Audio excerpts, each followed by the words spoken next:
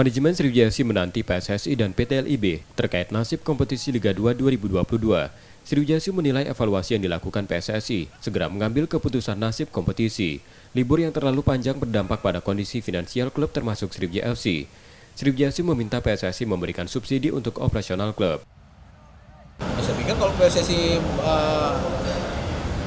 menunda waktu, misalnya taruh dalam waktu 2 bulan, mereka harus berpikir dong, klub-klub juga menanggung beban yang berat, sponsorship itu akan berkurang karena kegiatannya tidak ada kan gitu.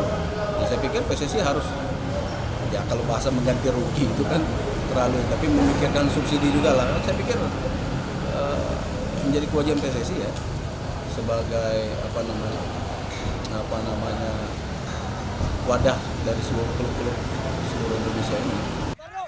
Sriwijaya FC kini sedang menanggung dampak dari terhentinya kompetisi karena sejumlah sponsor menahan kucuran dana. Nur Muhammad, Kompas TV, Palembang, Sumatera Selatan.